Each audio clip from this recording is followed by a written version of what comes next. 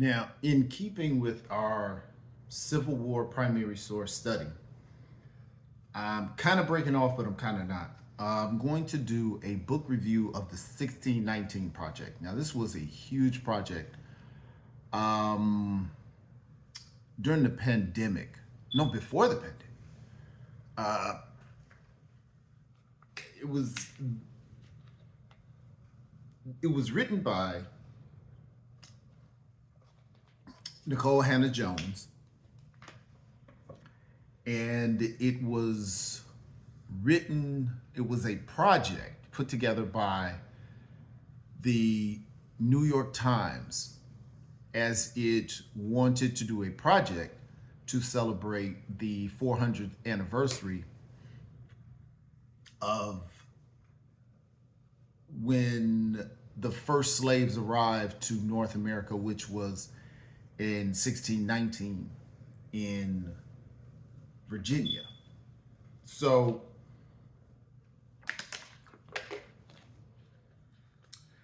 that is where the 1619 Project came about and why they actually started doing it.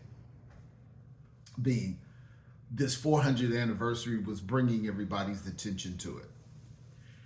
I found good things and bad things about it. I was working on my master's degree when this actually came out. So I really wasn't qualified to comment on it. I had the article shortly after the article was published, and I had the book for years, I think, and just never really got a chance to tear into it or tear through it. I have positive and I have negative things to say about it. And when I say negative, it's more of a thing of choice as opposed to it being a poor document. It's just a matter of style. Would you like to read? This is not a history book. It was not written by historians. It's a book by primarily a journalist that has gotten other people to write in this project to give a concept of what if we counted the beginning of the country at 1619 as opposed to 1776. Now, the biggest question is why? Most people don't understand why that's even an intelligent question. It brings into account some of the issues that we have with American history.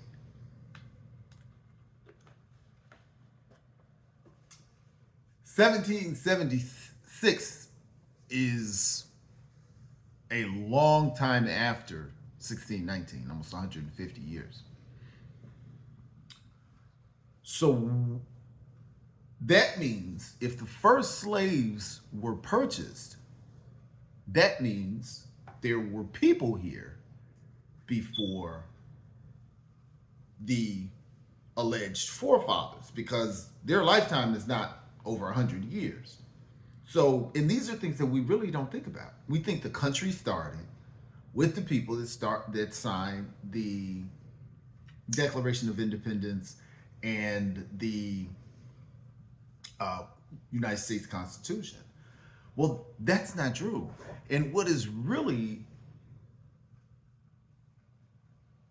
not known or underrepresented in history is the Mayflower when the Pilgrims got here. Okay, well, that's the beginning of the country, right? Wrong. The White Lion, which was the ship that the slaves came on in 1619, I believe the Mayflower came in 1620. Trying to look it up, and I do not know how to use an iPhone at all. I hate this phone. Yeah, it's so difficult to use. I don't know why anybody uses an iPhone. Yeah, completely useless to me. But um, the White Lion came even before the Mayflower. So that means that there was, and so thereby the Puritans were here before the um, Pilgrims. All right. So there is a lot of American organizing that is going on the continent, and the idea and structure of the financial system, that not just the financial system, but the financial management system that exists to this day, started in 1619 with chattel slavery. Now you're going to have some people say, oh, well, they weren't chattel slavery, those were indentured servants and blah, blah, blah, blah, blah. Actually research what happened to the people that came off the ship. The indentured servants that were white had one treatment. The people sold into slavery that were black had a different treatment. All right. But what they're doing is saying, if this is where the system that built the country started, which is slavery, I don't think anybody, Republican, Democrat, liberal, conservative, debate that slavery financed the growth of this country, North and South. Shipbuilding, insurance, textile mills, all of that stuff in the North. What do you think the ships were for? What cargo do you think they were insuring? So what if you say, okay, well, they were insuring the cotton. Who planted the cotton? Who picked the cotton? All of this goes back to the business model of chattel slavery. And anyone who says, well, it was slavery everywhere, no, there was never a commodification of a people. In every form of slavery, before and since, there has always been a recognition of humanity. Even in the Caribbean and South America, where it wasn't a Protestant, Christianity, they kept humanity. They were treated poorly, they were thought of poorly, but they kept their humanity. Not in the United States. So that's what the point of the 1619 Project is for. It's saying, what if we imagine the country starting in 1619 and then the entire story and formation of slavery, of Indian removal, of Mexican removal, everything is incorporated into the story. But if we identify that slavery was the beginning of the 13 colonies, that was what made everything grow. This country became a superpower because it had a business model and what whites thought of as endless land to work. They actually had the ability to work people to death. They would work people from can't see in the morning to can't see at night, specifically black people, black women, black men, black children. So that is the point of the book. What I did like about it was a lot of the history that is in the book. What I did not like about it, it's because it is not a history book. It is an eclectic form of literary communication. It's some poetry, it's some role playing, it's some reporting, and then you have some straightforward history. So it jumps around to me a little bit too much. But as a historian, there's some very good information in here, but I do want to reach out to the author because I'm sure they're I mean, I know that this went wild and the country went crazy over it, and the Trump people were making anti 1619 everything. That was funny. We want to make America great again, but we don't want to talk about American history. Okay. But there were some things that I noticed that I would like to, I think I'm just going to email uh, Hannah Nicole Jones and point out some things that are not correct, leading as far as Lincoln history and Civil War history goes. And this is not to be a critic of the book. What I want to communicate to her, if she cares, is people are already trying to pick apart this work, and I'm sure that there's a future for this. I'm sure they probably got a movie or are going to do another part of this book or whatever wherever it's going to go, because this is going to be a staple in history. And if you don't have it, get it. This is something that all Americans that want to know American history, not Black history, not slave history, not Native American history, not white history, it's a very good bringing together of information, which is what a journalist does. This is, it's not, if you're looking for hardcore academic scholarship and research, this is not what this book is. But good research, and it's a lot of scholars involved. But there were some Lincoln issues that I pointed out that I was really shocked had gotten by in a book this popular. But the first thing that I saw was here. Entering the White House, these men must have felt a sense of great anticipation and pride. All right, she was talking about the delegation of, Lincoln's address on colonization. And this is called the delegation of Negroes. It's also called the deputation of Negroes.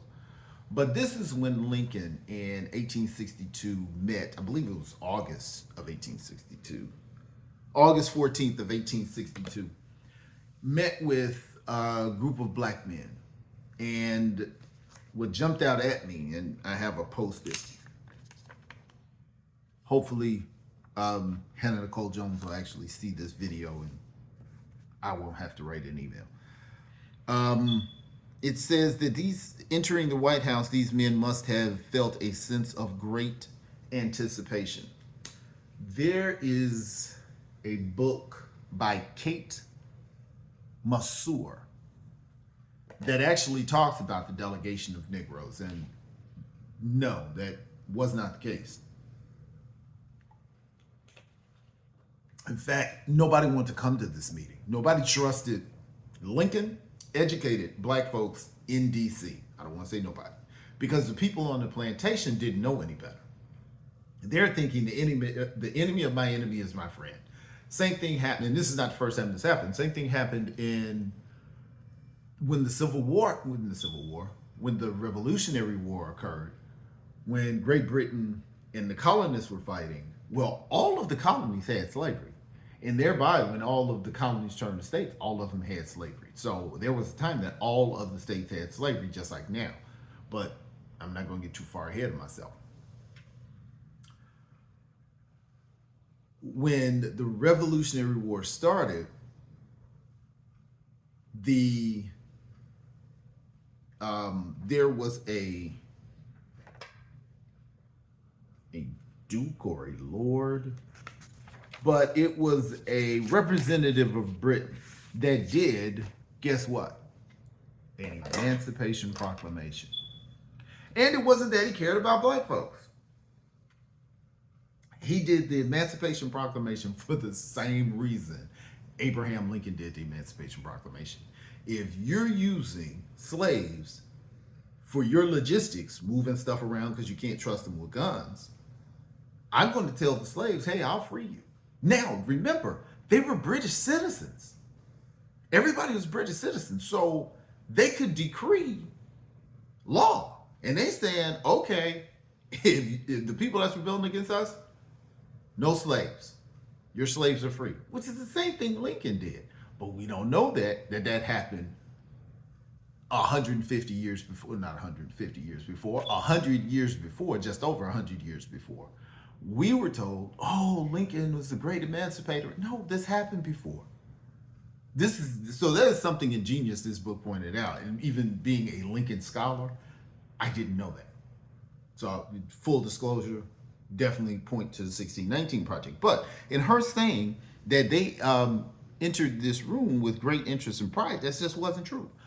Because like I said, the educated, informed black people were aware that Lincoln didn't necessarily dislike black people, but he didn't like black people. And all of the primary sources, including him, are clear on that. So in the educated black folks, and especially the black folks in DC, were well aware that since 1852, when Lincoln gave his eulogy for Henry Clay, Lincoln wanted to ship all the black folks out of the country.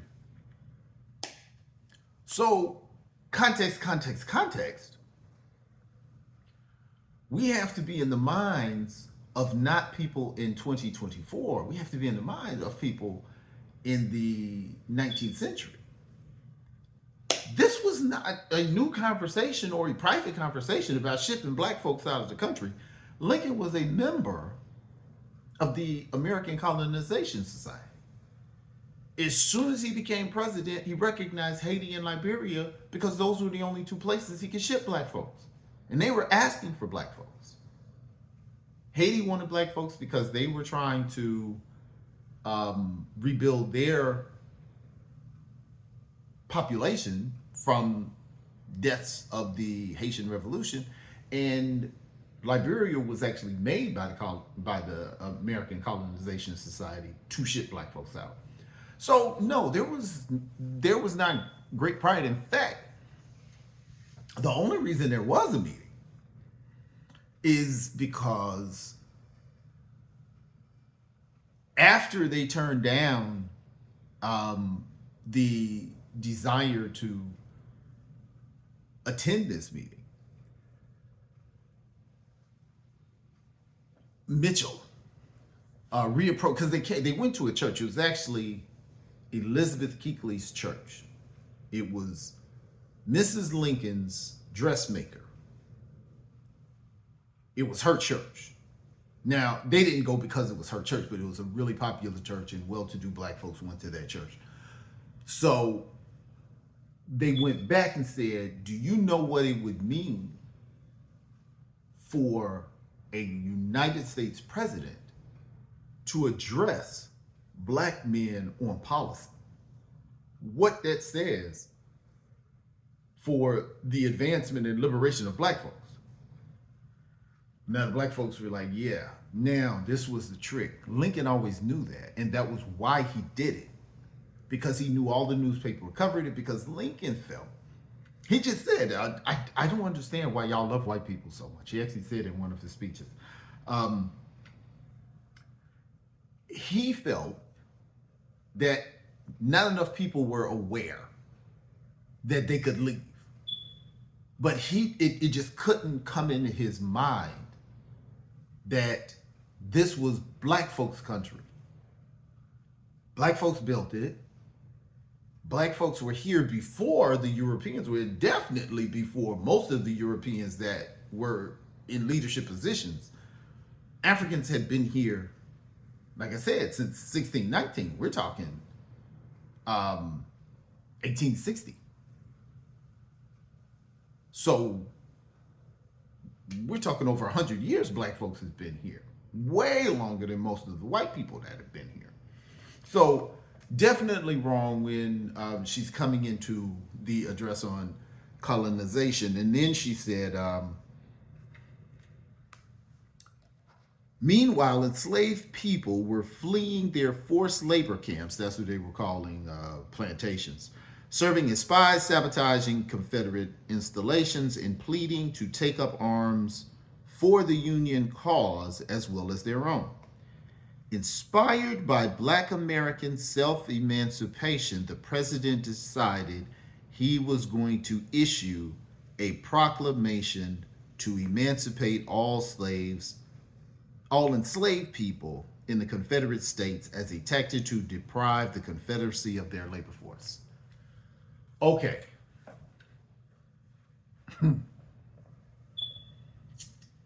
There is no primary source that says he was inspired by what the black folks were doing.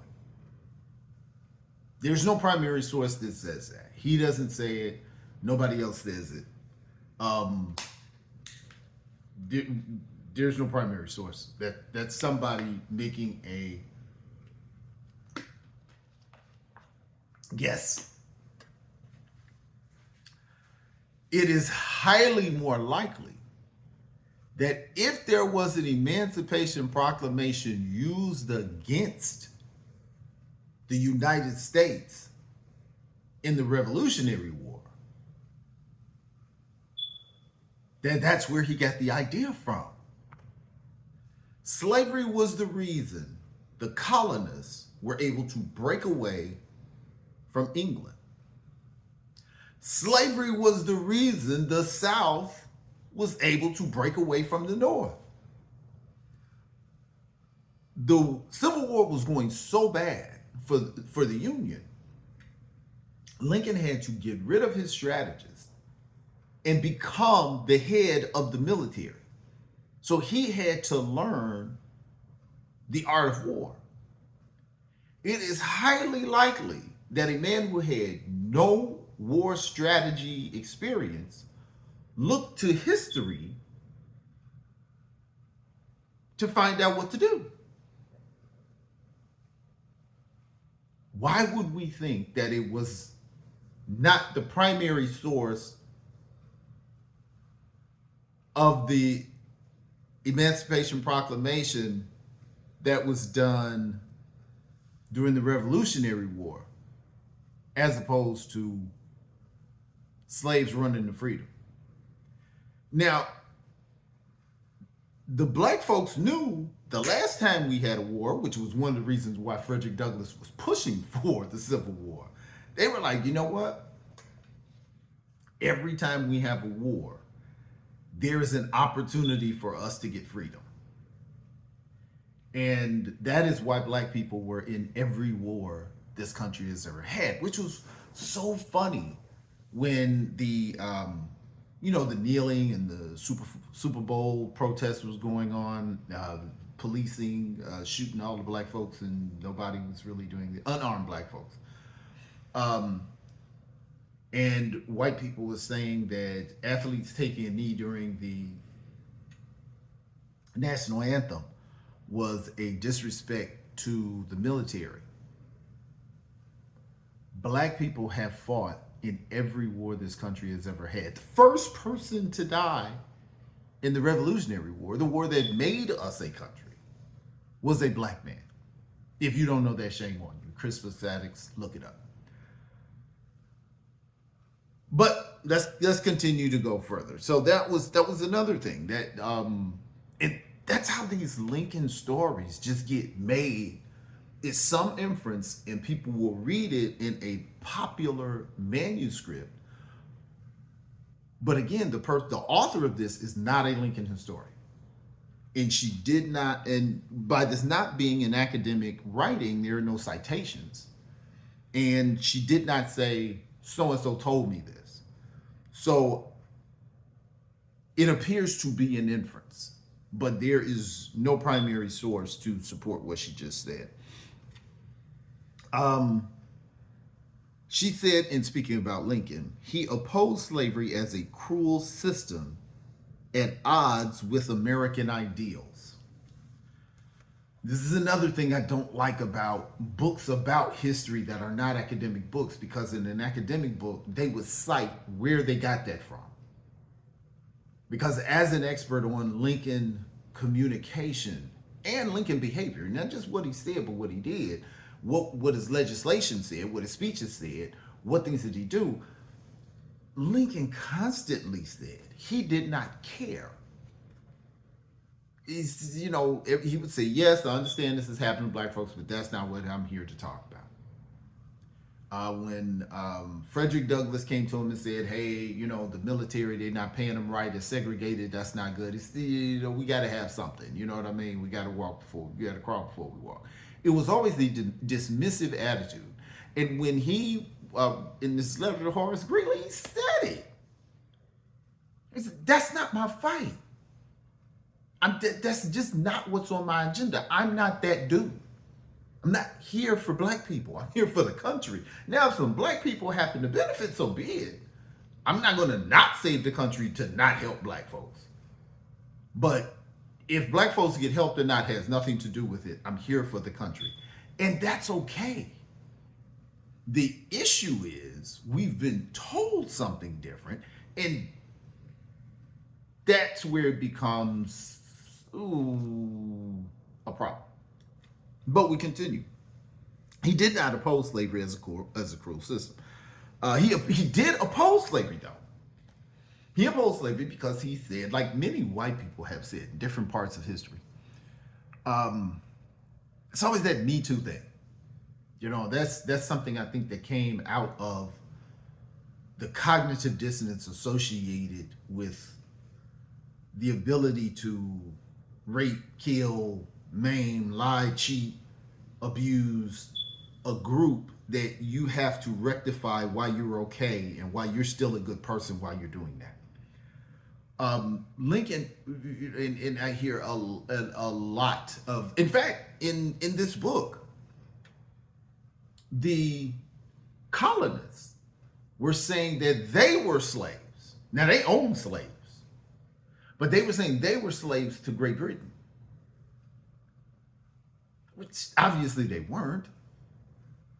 But again, that's kind of like how we are today in America. If you feel something, that's the reality, even though you see the reality right here. So when Lincoln was a boy, his father, because he came from humble beginnings, his father would send him out to work. Well, Lincoln's problem was when the money came in, his father would keep all the money. He didn't even, give him a cut, say, hey, this is for the house and this is for you. He kept all the money, and that was in Lincoln's mind slavery. Now, I don't know how up in age this went, but from what I understand, Lincoln left home relatively early.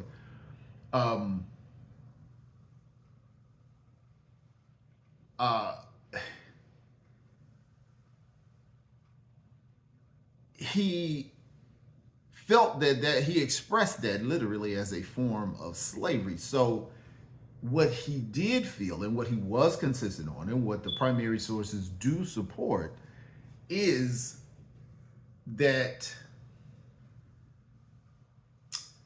Lincoln felt every man should be able to benefit from his own labor. He was about equity, not necessarily equality. He was a lot like Nixon. Nixon didn't think a lot about black folks, but he did not feel that there should be a system put in place to make sure black folks were being treated poorly. He thought they were so dumb that they would mess up on their own, and that was a lot of where Lincoln came from. Lincoln did, there was no question, plenty of primary sources that consistently illustrate that Lincoln thought that white people were superior to black people. He was a man of his time. And he believed in the country and the system that he elevated in. Who else would believe in it more than the person who started from the bottom, now they're here?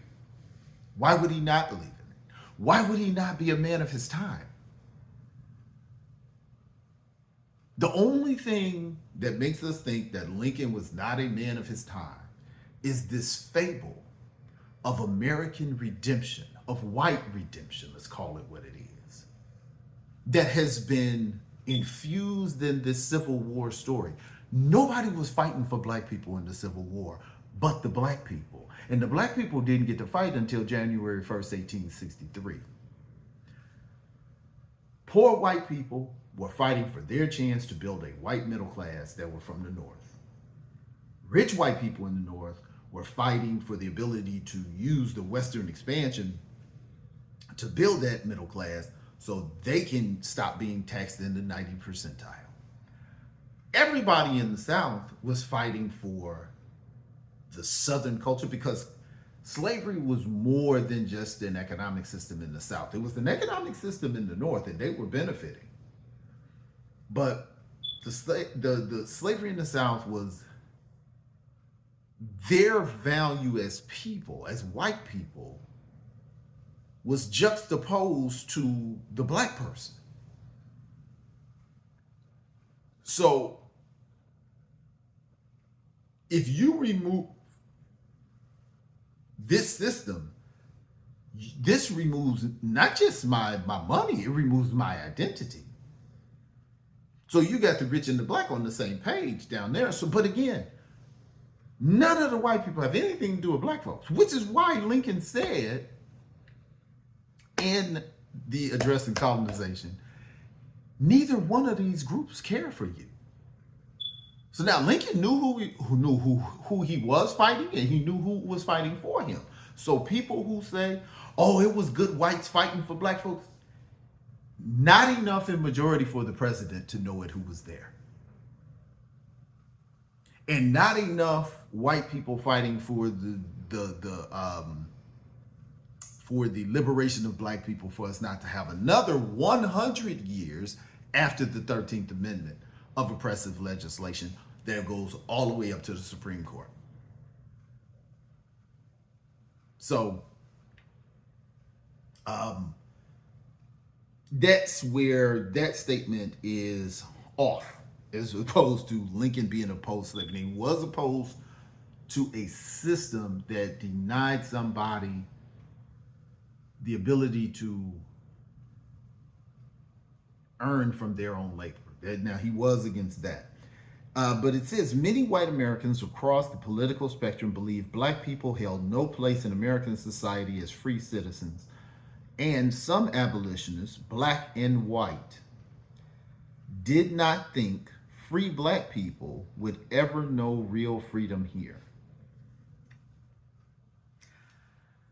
I'm not going to say that that statement is wrong, but when you're talking about colonization, because right, the sentence before that, she said, they believe colonization could rid the nation of free black people while protecting the institution of slavery.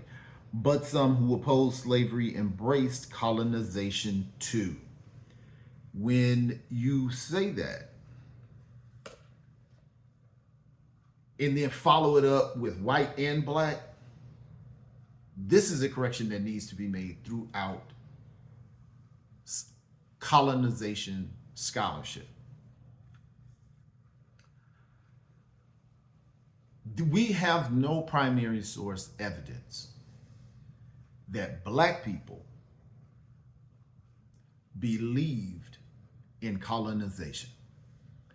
That is why the American Colonization Society started in 1816 and couldn't get a group of people to go anywhere until 1821. And constantly, I think out of 4 million black people, they only got 19,000 to go to be colonized. 19,000 out of 4 million. I don't know what fraction that is. I believe in my dissertation, I actually did what percentage that is.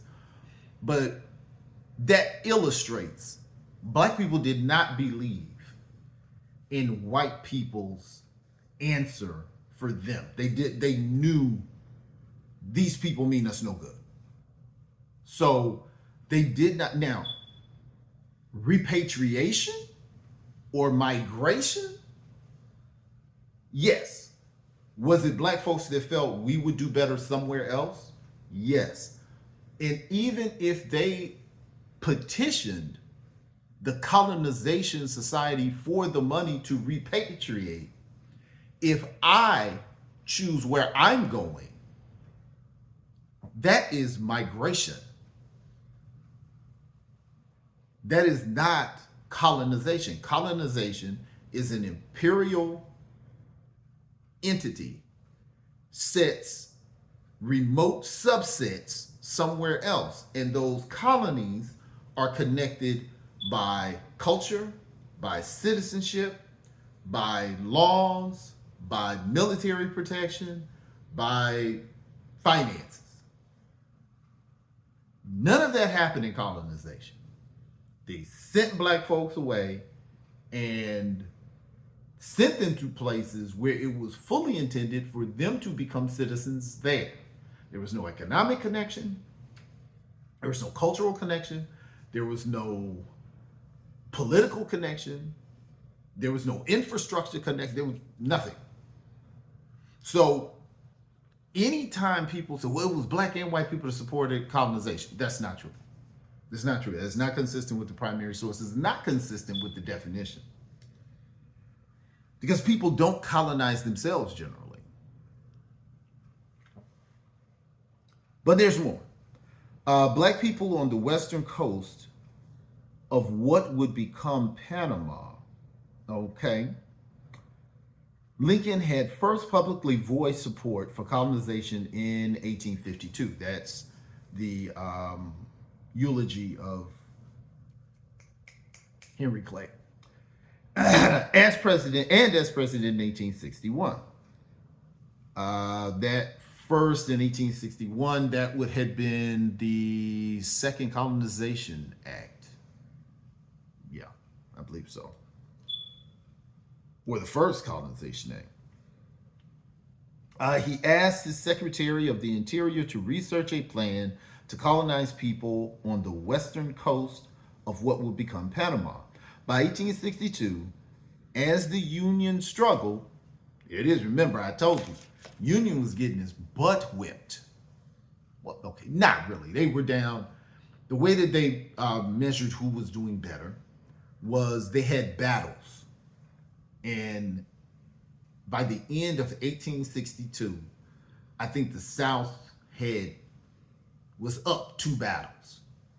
So it was really close, but the North was not winning. The North did not start to win until the people who were really fighting for freedom, not for a better place at the table, for freedom, black men joined the war. And I shouldn't say black men, because black women joined the war as well. They served as spies, they served as cooks, they served as nurses, so black people. But the reason why I said black men was because it literally said black men could join the military. Said he begun to worry that he would lose support for emancipation, a necessary war strategy, if he did not pair it with colonization scheme. Okay, this is something that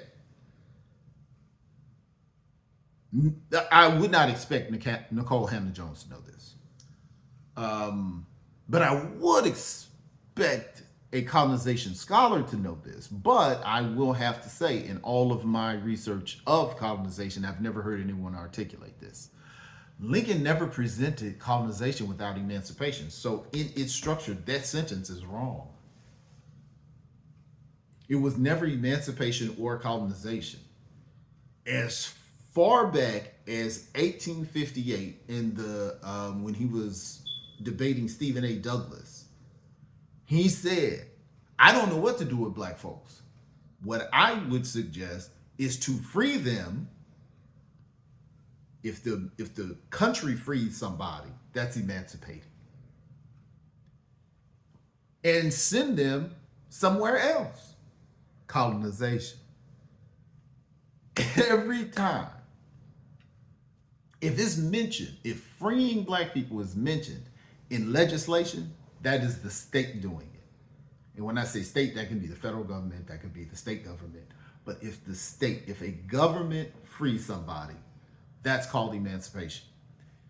If a person frees their personal slave, that's a manumission.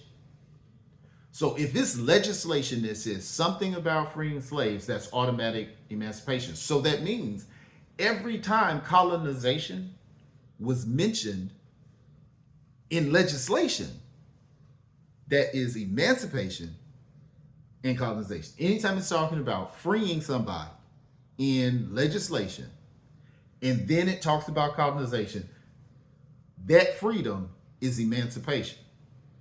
So there were very few times since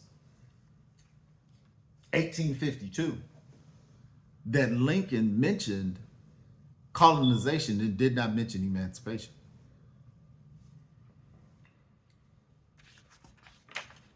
The last one,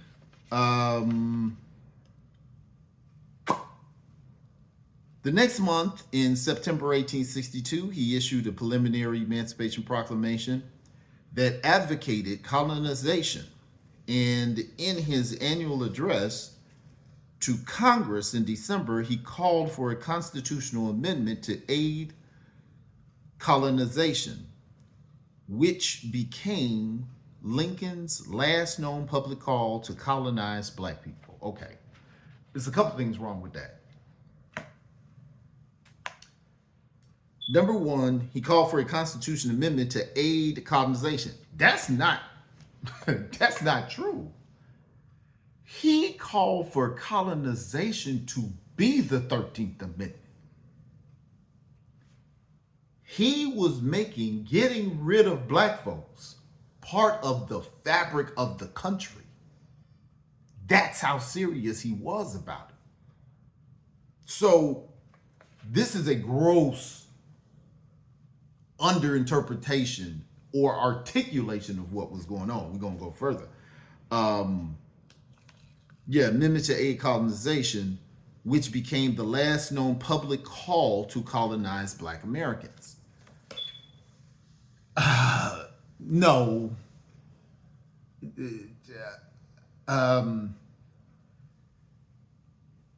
The Lincoln opened an office of immigration with an E. Immigration with an E means black folks.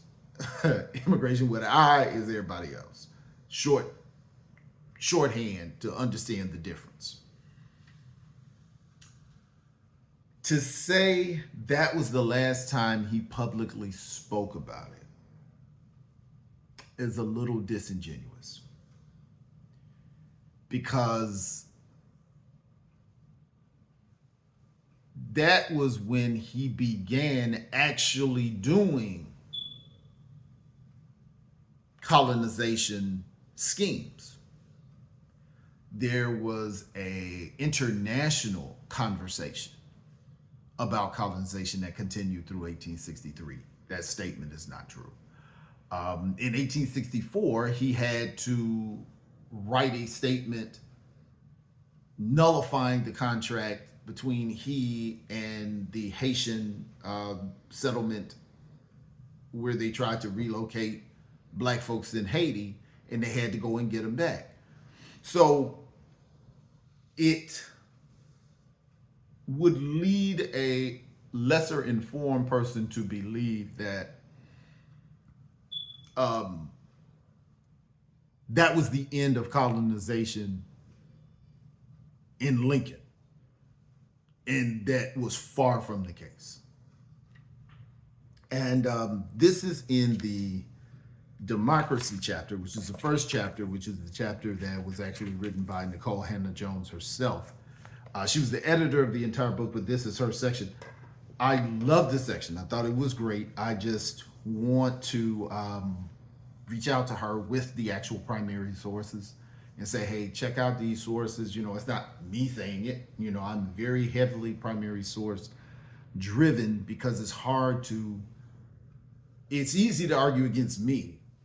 It is very hard to uh, argue against the primary sources. So, we can have our own opinions, but we cannot have our own facts. So, again, this is a huge book, okay? And I highly recommend it, but it is not a history book.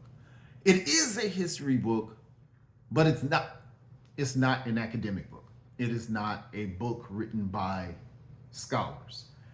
It's scholars consulted, but so there's some things in here that are not 100% accurate or misunderstood or not articulated in a way that a scholar will know that you know exactly what you're talking about. I would love to see this information presented in a scholarly format. I would love to see, and really I haven't dissected the book. They do have notes, and I'm going to go through that, but that's really hard to. It's really hard to follow, more so than an academic Chicago format. But great book. I'm to be honest, I'm not finished. You can see I'm about right here. So if you need, if you are having trouble building your reading, get a book and look up in the index the name of the person or the topic.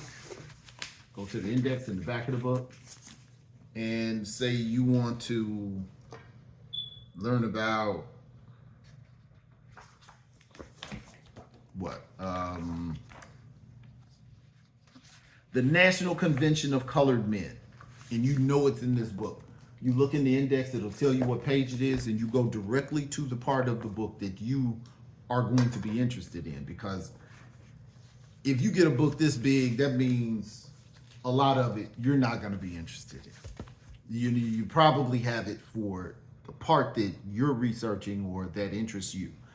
Read the part, go directly to the part or parts that you like, and that'll help you with your reading, because we read what we're really engaged with. So to read something is better than to read nothing. Even if you just read one sentence a day. That was how I started building my reading. I was a Christian at the time, and I started reading the Bible, actually. And I started with one verse a day, and then one verse came to 2 verses, and then 3, and then 5, and then a chapter, and a verse, then a book, then the chapter. So if you can do 6 sentences a day, and the same thing with writing, if you write 6 sentences a day, that'll really help you. That's how I wrote my entire dissertation. I had a rule of at least 6 sentences a day. Now, sometimes I wrote 3 or 4 pages, but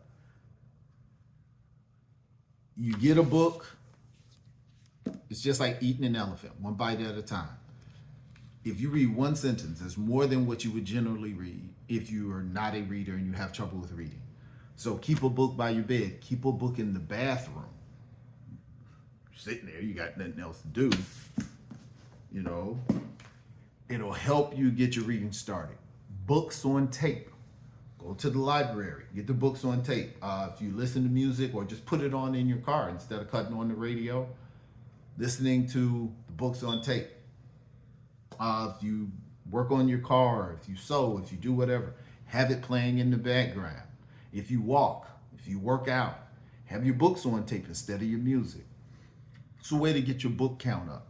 Find out what the great books are for your culture, for your community, for your side of politics, and read them. The Art of War, um, the autobiography of Malcolm X, Up from Slavery, Booker T. Washington, uh, any of the great books, the Bible, the Bhagavad Gita, the Torah, the Quran. You know, make sure that if you're listening to them, whatever you do, what I ended up doing is I'll listen to the book on tape, but I'll have the actual book, and I go through and highlight when I hear something, and I will tab my book up so when I'm researching, I can go directly to it. So it doesn't necessarily save you money on